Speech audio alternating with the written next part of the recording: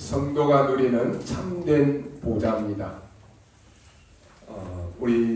제가 우리 청년들을 보니까 우리 청년 지금 우리 지효, 유진이 우리 이런 집사님들한테 결혼했던 것 같아요.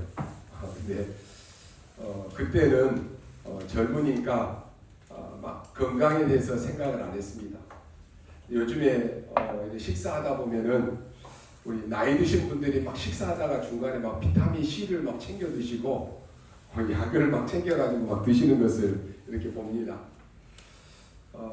제가 우리 청년 때는 뭐 저렇게 약을 많이 드실까?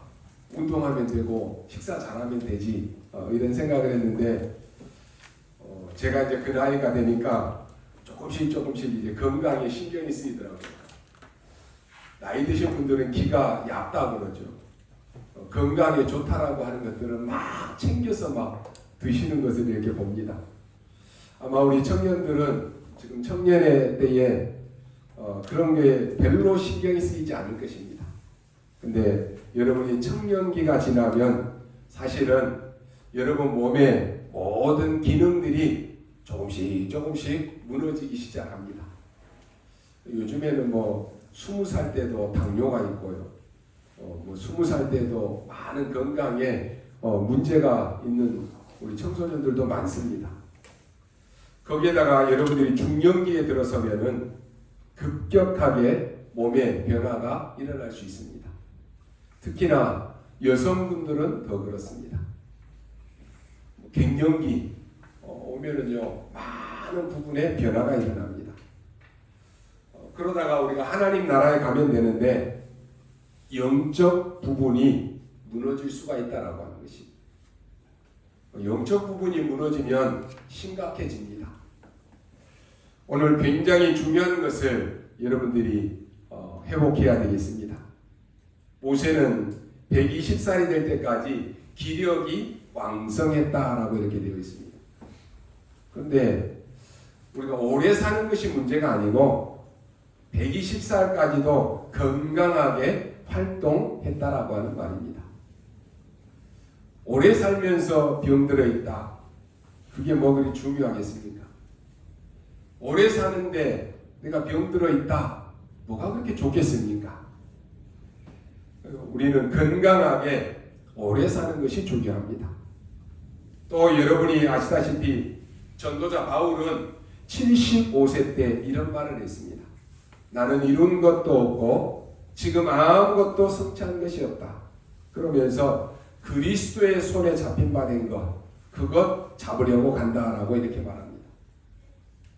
이게 바울이 75세쯤 되어서 한 이야기입니다.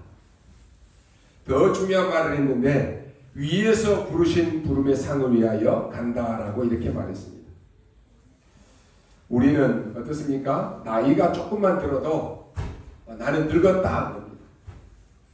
예전에는 우리 평균 수명이 짧았기 때문에 한갑 60 그러면 굉장히 오래 사는 것처럼 보였어요. 그래서 한갑 잔치도 하고 그랬는데 지금 한갑은 청년입니다. 왜요? 지금 100세 시대라니까요. 조금만 우리가 나이 들어도 나는 아무것도 할 수 없다. 그런 생각을 합니다. 제가 미용실 이렇게 가서 머리를 하는데 그 원장이 그분이 굉장히 바쁜 사람이에요.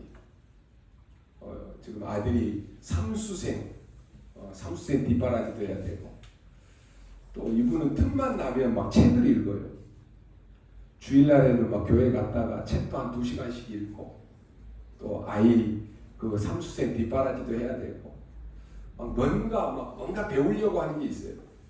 그제 갔더니 목사님 제가 이제 그 방통대에 경영학을 공부하려고 제가 입학을 했습니다. 그래서 우리 집에는 지금 삼수생도 있고 또 대학 1학년생도 있습니다. 그런 얘기를 해요. 미용실 끝나고 바쁜 가운데서도 어제 막 늦게까지 컴퓨터도 할 줄 모르는데 아들한테 물어봐가지고 리포트 하느라고 어제 늦게 잤습니다. 근데 하나도 안 피곤하고 너무너무 행복하고 너무너무 좋다는 거예요. 자기가 하고 싶은 일을 하니까 너무 기분이 좋다는 거예요. 요즘에 많은 젊은 사람들도요, 무기력증에 빠져 있어요. 뭔가 하려고 하는 게 없어요. 뭔가 도전하려고 하는 게 없어요. 그러니까 아무런 재미가 없어요. 여러분, 자기가 하고 싶은 일을 막 하게 되고 도전하게 되면 재밌어요. 피곤하지 않아요. 힘이 있다니까요. 오늘 바울은요, 75세 때에 내가 위에서 부르는 부름의 상을 위하여 달려간다 그러다니까요. 그 나이에 전 세계 복음화를 하고 다닌 것입니다. 우리가 어제도 말씀 나왔죠. 실천은 못하더라도 결단부터 내려라. 여러분이 영적인 힘을 얻는 것이 첫 번째입니다. 이 힘이 없으면 아무것도 못해요. 하고 싶어도 못한다니까요. 여러분, 병원에서 누워있는 사람들 얘기 들어보면요, 하고 싶은 것은 많아요. 근데 힘이 없으니까 아무것도 못해요. 여러분이 영적인 힘을 얻고 결단부터 해야 돼요. 미리서 어떤 사람은 안 돼, 나는 못해, 나는 나이 많아, 나는 힘 없어, 그런 생각부터 하잖아요. 그러니까 아무것도 안 되는 거예요. 여러분, 오늘 여기 본문에 보니까 새 안식일에 이런 말이 나옵니다. 여기에 여러분이 조금만 주목해 볼 필요가 있습니다. 새 안식일에 기도했는데 완전히 세상을 바꾸는 일이 벌어졌습니다. 데살로니가전서 1장 7절에 보니까 마게도냐, 아가야 전체 본이 되는 모델적인 교회가 있는데 그 교회가 데살로니가 교회입니다. 무슨 말입니까? 여러분이 반드시 내 인생을 아주 바꾸는 이런 축복을 누리는 시간이 필요하다라고 하는 것입니다. 이건 여러분이 반드시 찾아내야 됩니다. 지금 여러분이 내 인생을 정말로 바꾸는 하나님의 축복의 시간표를 찾아야 됩니다. 오늘 그 언약을 잡으셔야 됩니다. 어제 세 종류의 사람이 있다고 그랬죠. 없어도 되는 사람, 또 없어야만 되는 사람, 꼭 살아야 되는 사람. 여러분, 없어도 되는 사람, 또 없어야 되는 사람은 이스라엘 만하는 사람입니다. 오늘 여러분은 전도자입니다. 하나님의 자녀입니다. 하나님이 꼭 필요로 해서 여러분을 세우신 거예요. 여러분, 세상 사람들처럼 있어도 되고 없어도 되고 그런 사람이 아니라니까요. 내가 살아야 될 이유가 뭡니까? 세계복음화 때문이에요. 세계복음화의 이유가 없다?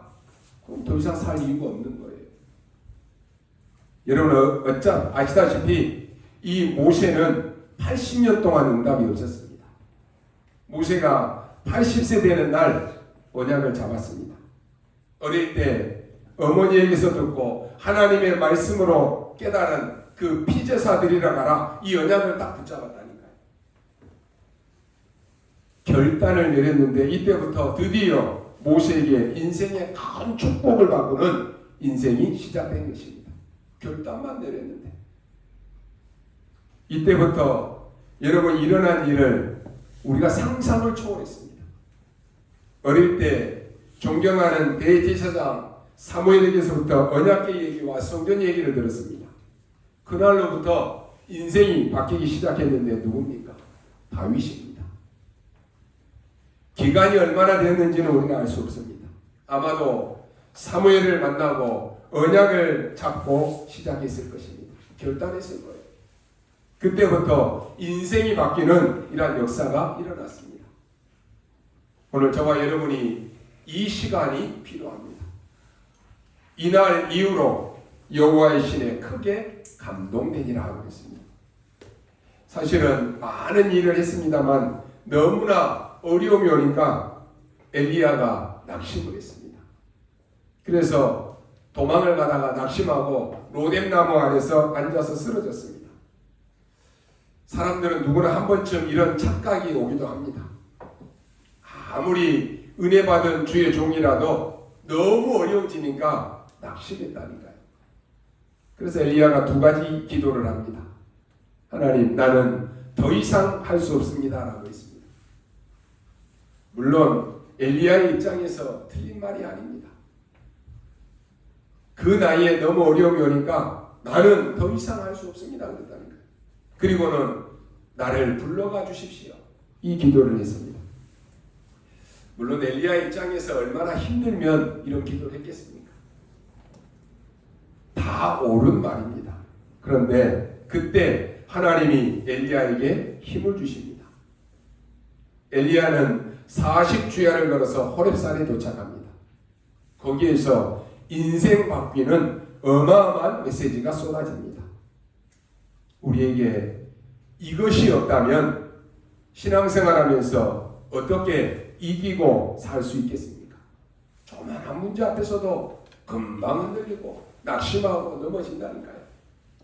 왜 여러분이 날마다 말씀의 언약을 붙잡고 그날 그 시간 그때 주시는 하나님의 언약을 하나님의 은혜를 받아야 됩니까? 이 힘이 없으면 아무것도 아닌 일에 넘어진다니까요. 그래서 예배로 만족이 안 된다. 그러면 여러분 그 올바른 신앙생활 아닙니다. 예배 만족이 안 되면 맨날 이삿짐 싸야 돼요. 여기 옮겼다가 저리 옮겼다가 아유 여기에 뭐 좋은 말 하네 또 은혜 받았다가 또 낙심했다가 여러분이 예배로 끝내야 됩니다. 여러분이 한 가지 기억하셔야 될 것은 여러분이 응답을 못 받는다. 그러면 다른 것에 또 다른 문제가 생깁니다. 그렇지만 여러분이 응답받아 버린다. 문제 있어도 괜찮습니다. 교회 안에 크고 작은 문제들 많습니다. 그렇지만 아무리 시험에 들어도 중직자 한 사람이 다 응답받아 버리면 다 살려버립니다. 한번 보십시오. 오바다 같은 인물. 이 인물 한 사람이 나오니까요. 엘리야를 살리고 엘리사를 살렸고 거기에 완전 도단성 운동과 7천 제자 운동이 다 일어났습니다. 중직자 한 사람이 은혜 받으니까 이래요. 여러분 아시다시피 바벨론의 포로로 잡혀온 다니엘은 하나님 앞에 20일 동안 작정하고 기도합니다. 다니엘 10장에 보면 나옵니다. 그때에 그 이후에 다니엘에게는 새 인생이 시작되는 것입니다. 여러분 아시다시피 아무 힘도 없는 초대교회 한번 보십시오. 초대교회가 힘이 없다라고 하는 것은 누구나 다 알고 있는 사실입니다. 예를 들어서요. 그 초대교회에 대단한 인물이 모였다. 그러면 아마도 바리새인들이 핍박하기도 어려웠겠지만은 핍박을 해도 약간은 조금 생각하면서 핍박을 했을 것입니다. 그런데 초대교회는 누가 봐도 전혀 힘 있는 사람이 없어요. 다 힘없는 연약한 사람들이 거기에 모였다라고 하는 말이에요. 그러니까 이 바리새인들이 마음껏 그냥 짓밟아버린 거예요. 예를 들어서요. 마가다락방에 모인 사람들이 총리도 있고 뭐 군대 장관들도 있고 이런 식이다라고 하면은 핍박도 못하겠지만 핍박해도 눈치 보면서 해야 되는 거예요. 그런데 초대교회는 이런 눈치를 전혀 볼 필요가 없었다라고 하는 것이죠. 그래서 닥치는 대로 막 잡아 죽인 것입니다. 그런데 이 사람들이 감람산에 40일 동안 모였습니다. 이때 어떤 일이 벌어졌습니까? 완전히 세계 바뀌는 이 일이 일어난 것입니다. 오늘 우리에게 필요한 것입니다. 오늘 여러분이 확인해야 될 것입니다. 그리고 확신해야 됩니다. 내 인생이 바뀌어서 하나님이 주시는 힘을 얻고 살아야지 우리가 그래야 될 거 아닙니까? 내가 전도자고 하나님의 자녀고 세계복음화해야 되는데 내가 힘이 없다. 맨날 영적인 힘이 없어서 이리 흔들리고 저리 흔들리고 신앙생활 대충 하고 눈치 보면서 해야 되고 그렇게 산다면 어떻게 되겠습니까? 얼마나 힘들어요. 이 세상은 사단이 지배하는 나라가 있습니다. 세상 나라 있습니다. 하나님이 지배하는 하나님의 나라 있습니다. 우리는 세상 나라 속에서 살고 있습니다. 세상 나라에는 좋은 집, 좋은 옷, 좋은 것 먹고 편안하게 즐기고 사는 것이 소원이고 아마 바람일 것입니다. 세상 나라 사는 사람들의 온통 관심은 잘 먹고 잘 입고 잘 쓰고 잘 놀고 그게 소원이에요. 세상 나라에서 주는 것 좋은 것 많습니다. 편안하고 좋은 것, 그게 돈의 힘이고 세상의 모습입니다. 우리는 당연히 이런 축복을 사모하고 누리는 것이 복된 것입니다. 그런데 문제는 여기에 사로잡히는 것이 문제입니다. 돈의 노예가 되어버린다니까요. 이걸 흑암의 나라라고 합니다. 결국은 돈의 노예가 되고 사단의 노예가 되니까 하나님이 필요가 없습니다. 돈 하다가 사단에게 완전히 사로잡히는 거예요. 영적인 것은 하나도 모르고 하나님의 나라도 모르고 잘 먹고 잘 사는 것, 그게 행복한 것이다. 맞습니까? 사람들이 여기에다 사로잡힌다니까요. 그게 흑암의 나라입니다. 결국은 거기에 종되는 것이 사단의 노예된다니까요. 평생 사단의 심부름하다가 가는 것이 결국은 잘 사는 것처럼 보이는데 지옥 가야 되는 것입니다. 주께서 처음부터 하나님의 나라를 설명했습니다. 천국이 가까웠으니 회개하라 그랬습니다. 그리고 마지막에 예수님의 사역이 제자들을 다 불러놓고 하나님의 나라의 일을 40일 동안 설명했다 그랬습니다. 무슨 말입니까? 우리가 구원받은 것은 영원한 배경이고 천국 배경이 있다라고 하는 것입니다. 물론 세상 나라가 필요합니다. 그러나 이것은 일시적입니다. 우리에게는 영원한 나라가 있다라고 하는 사실입니다. 세상에서 받을 수 있는 것은 일시적인 축복입니다. 그러나 우리가 받는 축복은 영원한 축복입니다. 이게 하나님의 나라예요. 창세기 1장 2절에 보니까 땅이 혼돈하고 공허하며 흑암이 깊음 위에 있고 하나님의 영은 수면 위에 운행하시니라 그랬습니다. 하나님의 은혜가 없는 곳은 마음도 생각도 흑암에 잡히는 것입니다. 왜 그렇습니까? 빛이 없으니까 그래요. 마음과 생각이 어두워지니까 모든 생각이 부정적이고 모든 생각이 비판적이고 그 생각이 어둠에 다 잡히다 보니까 극단적이고 고집스럽고 파괴적이고 이기적이고 이렇게 되는 것입니다. 그런데 하나님의 은혜가 임하니까 빛이 임합니다. 그 하나님의 은혜가 빛으로 임하게 되니까 모든 어두웠던 흑암이 사라지는 것입니다. 그 어둠이 사라지니까 어떻습니까?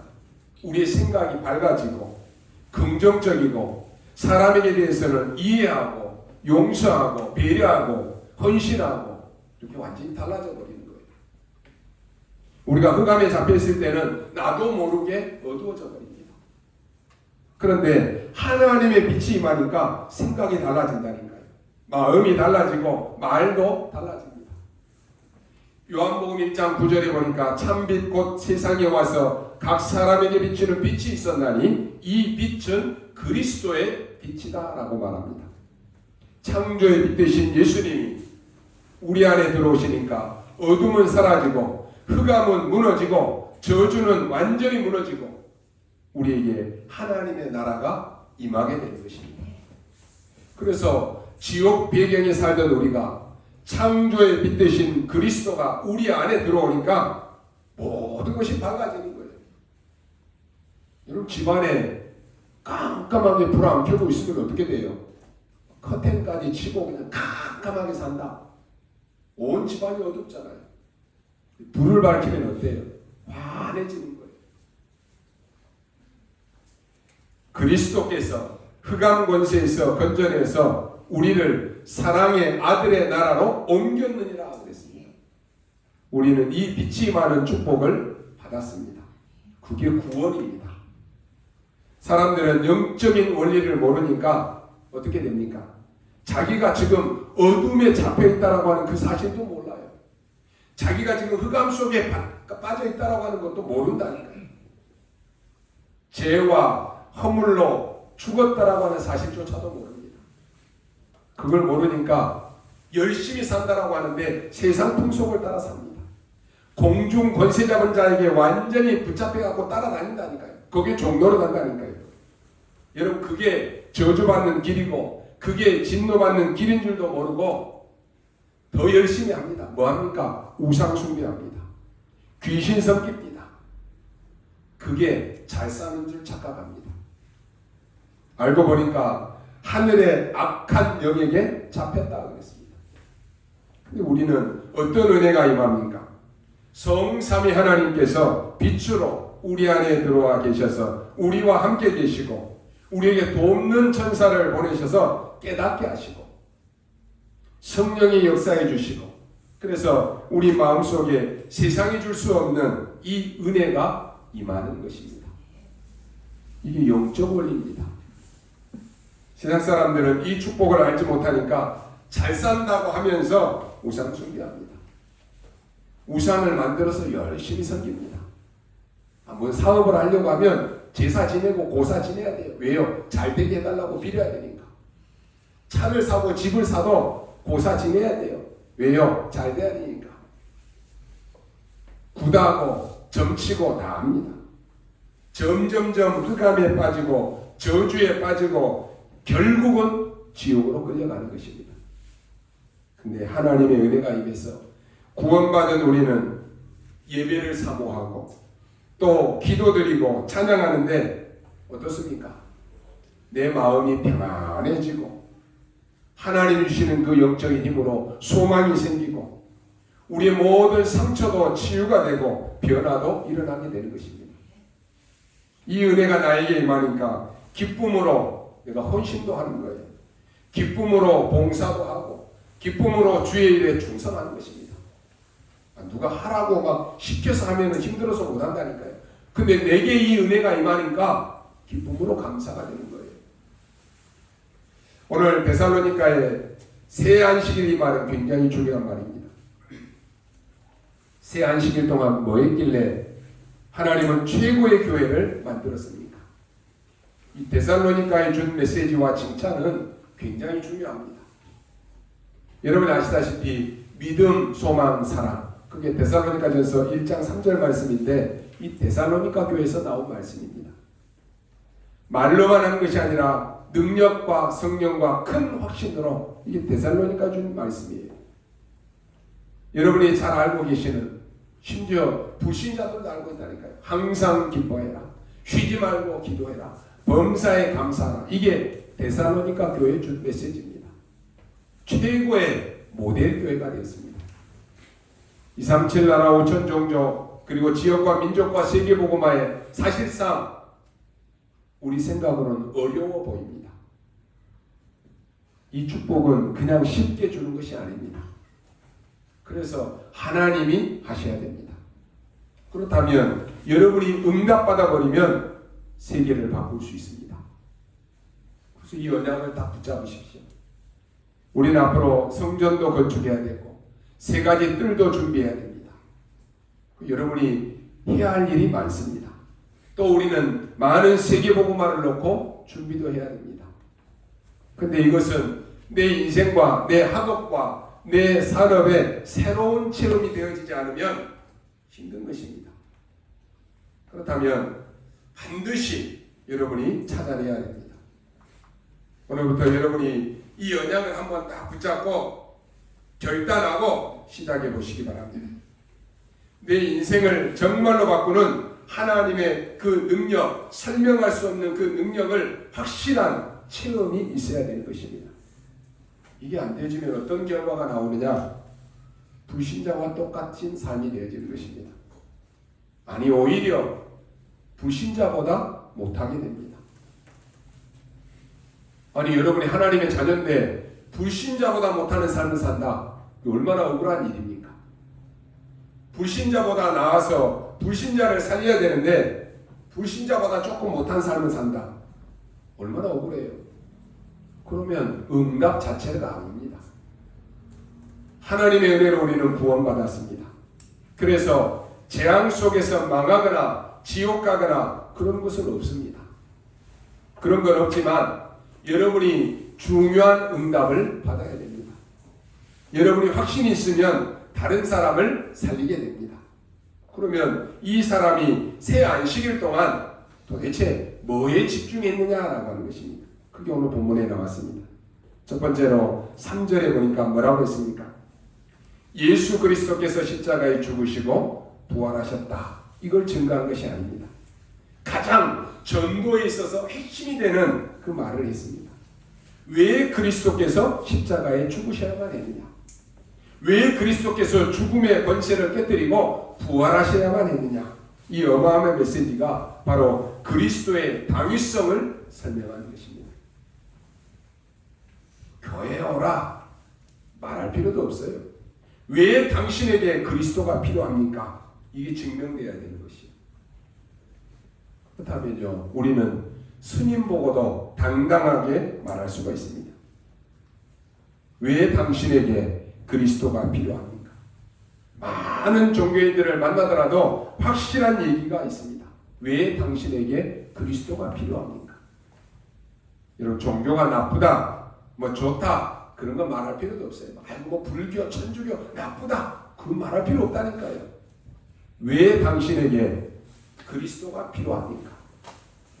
이 체험이 우리 성도들에게 일어나야 되는 것이, 맨날 우리가 말로 예수는 그리스도 모든 문제 해결자 얘기해도 나에게 정말로 그리스도가 필요하냐?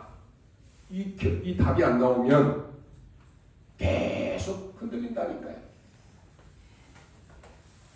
왜 강대국이 멸망을 받고 앞으로 왜 멸망을 받을 것이냐 알고 있으니까 바울은 갈급하게 전도한 것입니다. 강대국 다 망했잖아요. 이스라엘 곧 망할 것입니다. 이걸 알고 있기 때문에 그들에게 복음을 담대하게 전해야 되는 것입니다. 아니, 하나님 만나지 못한 사람들은 지옥 배경 속에 살다가 지옥에 간다니까요. 지금 세계교회는 어떻습니까? 말이 안 되는 소리인데 교회가 복음 제대로 전하지 않으니까 계속해서 아무런 힘없이 교회들이 문을 닫고 있습니다. 많은 성도들이 교회는 다녀요. 주일날 되면 교회 다닌다니까요. 그런데 이 비밀을 모르니까 다른 것 붙잡고 사는 거예요. 다른 것 하고 있다니까요. 사람 살리는 것 하지 않고 계속 죽이는 것만 하고 있습니다. 할 게 그거밖에 없다니까요. 왜요? 답이 없으니까. 여러분, 내가 살아야 다른 사람을 살릴 수 있습니다. 그래서 지금 전 세계는 어떻게 됐습니까? 정신병 시대가 와버린 것입니다. 자기 말이 안 먹히면요, 미쳐버린다니까요. 화를 막 분노를 낸다니까요. 그럴 수밖에 없다니까요. 이 체험을 못하니까 그런 것이에요. 누가 뭐래도 여러분의 인생을 정말로 보호자의 축복으로 바꾸는 이 체험이 시작돼야 됩니다. 쉽게 말하면 전도를 그냥 하는 것이 아닙니다. 바울은 굉장히 수준 있는 전도를 했는데 그리스도의 당위성을 설명했습니다. 두 번째 뭡니까? 3절에 예수가 그리스도라니 이 말이 나왔습니다. 당위성을 먼저 설명하고는 예수가 바로 그 그리스도다. 당신에게 이 그리스도가 필요하다. 이 설명을 한 거예요. 이때요, 영적인 어마어마한 역사가 일어난 것입니다. 무슨 말입니까? 창세기 3장 15절에 여자의 후손 되신 그리스도, 이게 성취되는 시간표입니다. 아무리 말해도 안 됐습니다. 출애굽기 3장 18절에 피 바르는 날 애굽에서 해방되는 놀라운 역사가 일어나는 그 말씀이 성취되는 시간이라니까요. 바벨론에 포로된 것이 문제가 아닙니다. 지금 사단에게 포로가 된 것이 더 문제입니다. 그래서 이사야 7장 14절에 처녀가 잉태하여 아들을 낳을 것이니 그 이름을 임마누엘이라 하리라. 그게 지금 성취되는 시간입니다. 오늘 여러분이요, 매일 항상 날마다 누리셔야 됩니다. 이걸 체험해야 된다니까요. 그래서 한번 날짜 정하고 여러분 해보시기 바랍니다. 이건 아무 힘드는 것이 아닙니다. 근데 왜 안 하는지 모르겠어요. 기독교인들이요, 오히려 막 돈 내라, 열심히 해라, 막 108배 해라, 그러고 막 열심히 한다니까요. 근데 아무런 힘도 안 들고 돈도 안 되는 거 이거 하라는 거니까 안 해요. 이 답이 나와야 그때부터 여러분 다른 것이 해석이 되는 거예요. 우리 모든 성도님들, 랩런트들이 이 체험하시기 바랍니다. 여러분이 다른 것 다 하면서 이것만 안 한다, 말이 되는 소리입니까? 다른 거 열심히 하고 막 부지런히 하고 새벽부터 하는데 왜 이것만 안 하냐? 그거 어리석은 거예요. 만약에 그렇다면은 여러분 말이 신자지 신자가 아니에요. 진짜 하나님의 축복을 다 놓치고 산다. 어떻게 되겠습니까? 그렇다면 신앙생활에 모든 것이 힘들어지는 것입니다. 왜 여러분 힘든지 아십니까? 진짜 해야 될 거 안 하고 진짜 붙잡아야 될 거 안 하니까 힘들어지는 거예요. 이러니까 어쩌습니까? 교회 다니는 것도 힘들어요. 아니 원천지 놀러 다니고 막 새벽 늦게까지 놀러 다니고 먹고 다니고 하는데 교회 오는 거 힘들다니까요. 이러다 보니까 교회 와서 막 게임 막 몇 시간씩 하고 막 노름 몇 시간씩 하는 거 힘든 줄 몰라요. 근데 교회 와서 예배 1시간 드리는 게 힘들다니까요. 설교 1시간 듣는 게 힘들어요. 여러분 이러면 어떻게 삽니까? 이게 무슨 사람 사는 것입니까? 여러분이 이 체험하셔야 돼요. 주는 그리스도시요 살아계신 하나님의 아들이십니다. 이게 성취되었다라고 하는 말입니다. 엄청난 메시지입니다. 여러분 그래서 그리스도로 끝나지 않는다. 그 사람은 사단이 전혀 두려워하지 않습니다. 그리스도로 끝나지 않는 인생 사단은 전혀 겁내지 않는다니까요. 그래서 주는 그리스도시요 살아계신 하나님의 아들이십니다. 만약에 석가가 그리스도다 그럼 우리 석가 믿어야 된다니까요. 예수가 바로 그 그리스도다라고 하는 말입니다. 그러면 세 번째로 회당 저자 야손의 집이 나왔습니다. 이 여러분이 세 번째로 집중해야 될 부분입니다. 하나님의 능력으로 나의 집을 바꾸는 것입니다. 여러분 응답받은 사람 한 명만 있어도 바뀌기 시작합니다. 응답받는 사람이 모이면 그 집은 천국이 됩니다. 근데 응답 못 받는 사람끼리 모였다. 그 집은 지옥이 되는 거예요. 이게 바뀌는 것입니다. 우리 후대 바꿔야 됩니다. 그게 회당입니다. 나의 현장과 나의 산업 바꾸는 것입니다. 그게 저자입니다. 여러분의 집 바꾸는 것입니다. 그게 야손의 집이고 귀부인 헬라인의 집 이렇게 나왔습니다. 여러분이 무슨 말인지 알면은 결단 내리고 혼자 시작하셔도 됩니다. 그러면 결론으로 뭐가 여러분에게 나옵니까? 답이 나옵니다. 이때부터 시작되는 기도는 다릅니다. 우리는 늘 금식할 수 없습니다. 그러나 결단 내리기 위해서 호렙산에 갔습니다. 늘 갈 수는 없잖아요. 여러분의 인생에 답이 딱 나오면 그때부터 달라집니다. 이때부터 세 가지 기도가 여러분에게 생활로 와 닿기 시작합니다. 그래서 여러분이 아침에 딱 눈 뜨면 하루 시작이잖아요. 눈 못 뜨면 그 가는 거잖아요. 눈 떴다 하루의 시작입니다. 이 시간 정시기도 시간입니다. 편안하게 393 누리는 굉장한 기도가 내게 만들어지는 시간입니다. 미리 일어나서 기도하고요. 좀 더 시간이 되면 운동도 하고 또 오늘 있을 스케줄들도 미리 좀 체크하고 여러분이 가져가야 될 물건들도 미리 좀 챙기고 그렇게 해야 돼요. 어떤 사람은 매일 그냥 까딱까딱하게 인생을 사는 사람이 있어요. 헐레벌떡 사는 사람이 있다니까요. 그러니까 막 일어나자마자 그냥 씻지도 못하고 막 뛰어다니니까 늘 흘리고 다녀야 돼요. 늘 빠뜨리고 다니는 거예요. 그렇게 살면 어떻게 되겠습니까? 여러분의 몸에 염증을 가장 빨리 없애는 길이요. 호흡을 제대로 하는 것입니다. 그게 과학적으로도 증명이 됐습니다. 여러분 몸의 면역력을 키우는 가장 좋은 방법은 제대로 숨쉬기 하는 것입니다. 그래서 여러분 가장 편안하게 제대로 호흡하면서 기도하시기 바랍니다. 그러면 여러분의 몸만 사는 것이 아니라 영적으로 굉장히 살아납니다. 낮에는 뭐합니까? 낮에는 사람들 많이 만납니다. 현장에 가서 보면 여러분 거의 다 여러분에게 도움 안 되는 소리 많이 듣습니다. 그 소리 다 여러분에게 도움 안 됩니다. 여러분 사람 말 자세히 들어버리면 신앙생활 안 됩니다. 모든 세상을 그대로 쳐다버리면 나는 아무것도 안 된다니까요. 그래서 무시기도가 필요합니다. 모든 것을 기도로 바꾸는 거예요. 밤에는 뭐 하면 됩니까? 답을 찾기 위해서 언약 잡고 집중기도 하라고 하는 거죠.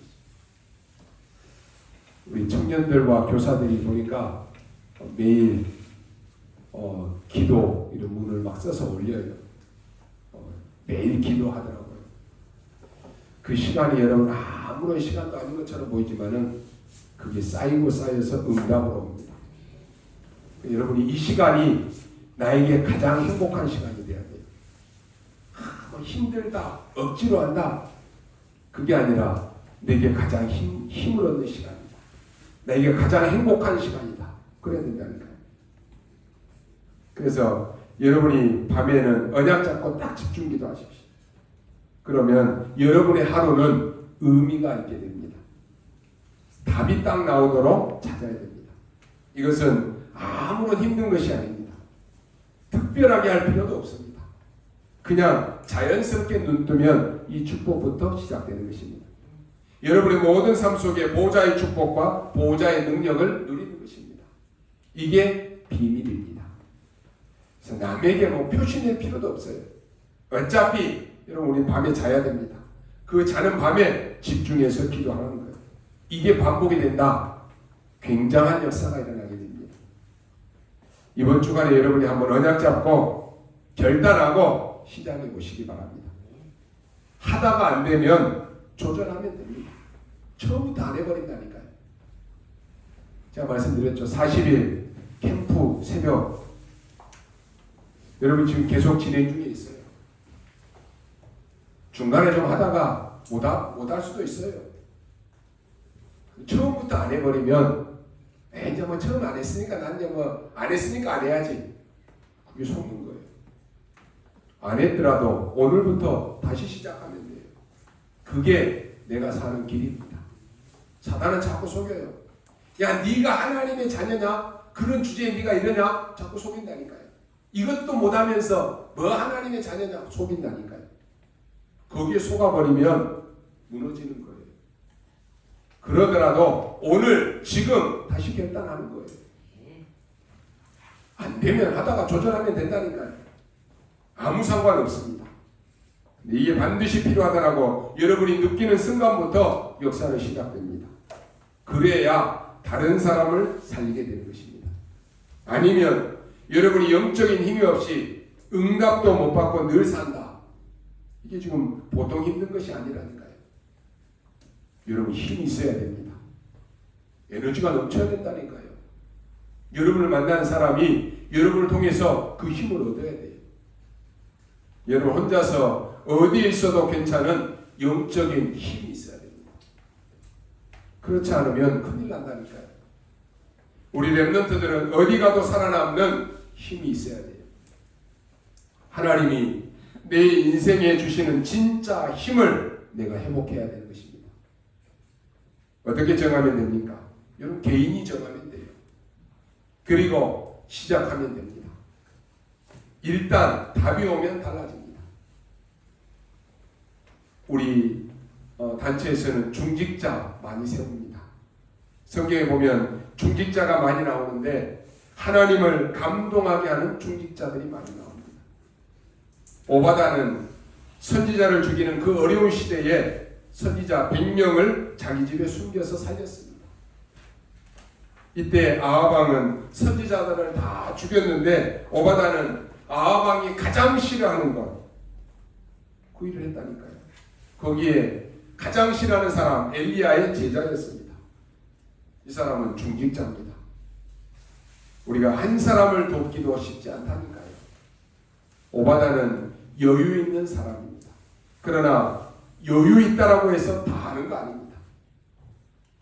그가 한 일은 하나님을 감동케 했습니다. 오늘 우리에게도 오바다 같은 이 축복이 임하기를 소원합니다. 그게 중직자입니다. 로마서 16장에는 대표적인 중직자들이 나옵니다. 그 중에 바울은 아굴라 브리스가 부부를 나의 동역자라고 이렇게 말합니다. 그들은 내 목숨을 위하여 자기의 목까지도 내놓았다라고 말합니다. 그들은 바울을 끝까지 함께 했습니다. 바울이 로마에 가서 순교에 당했는데 그때까지 함께 했습니다. 제 추측이지만 브리스길라의 부부는 바울의 장례를 했을 것입니다. 지금도 로마에 이 브리스가 부부의 무덤이 있습니다. 중직자가 어떤 생각을 가지고 있어야 됩니까? 여기에 모델을 보여주는 말씀입니다. 로마서 16장 23절에 나와 온 교회를 돌봐주는 가이오라고 말합니다. 전도자와 바울과 교회를 돕는 가이오입니다. 그 핍박 시대에 사흘하면서 끝까지 바울을 보호하고 후원하고 교회 섬기는 일을 했습니다. 예나 지금이나 돈 많은 사람들은 항상 조심합니다. 왜요? 이 사람들은 손해보는 일 하지 않습니다. 돈의 힘을 알고 있기 때문에 그렇습니다.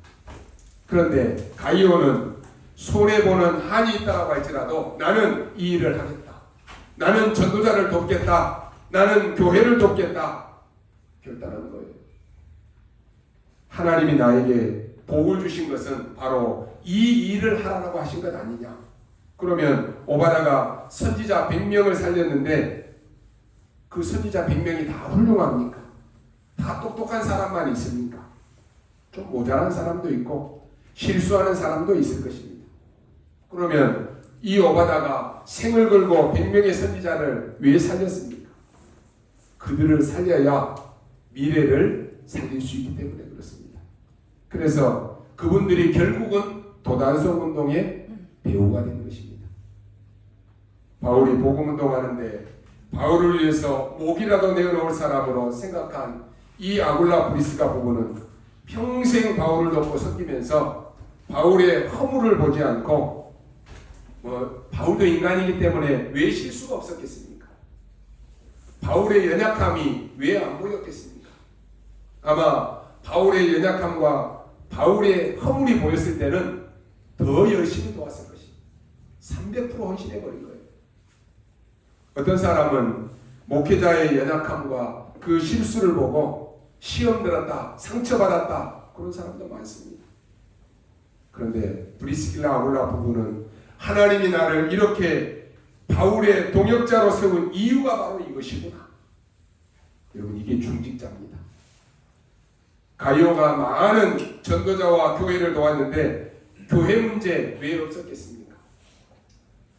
이런저런 일들 많이 일어났을 것이에요. 그때마다 가이오가 나는 이런 교회 더 이상 안 돕겠다 그랬습니까?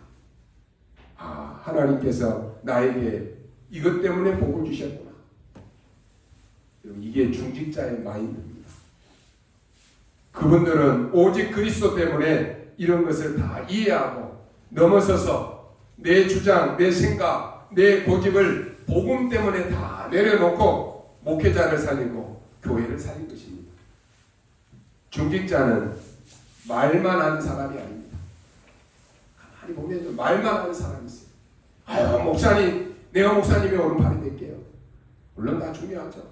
내가 교회 건축 다 할게요. 내가 일에 헌신 다 할게요. 안 하는 것보다는 낫겠죠.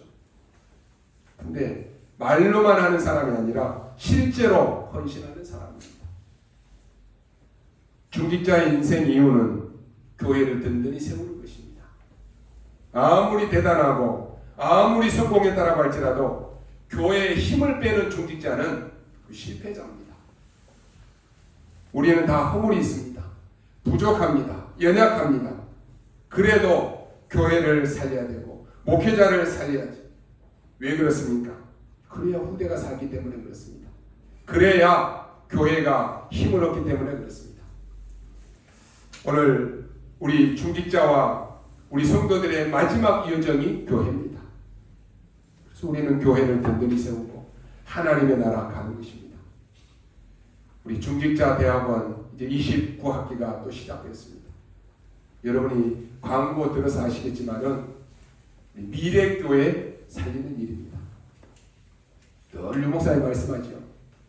나도 모르게 헌신했던 그것이 저 호주 그 선교사 도운 것이 나중에 그 나라 전체를 살리는 일이 일어난 거예요. 오늘 여러분이 아무것도 모르고 교회 가고 나오니까 내가 일에 헌신했는데 그 일이 어떻게 응답을 올지는 아무도 모르는 거예요.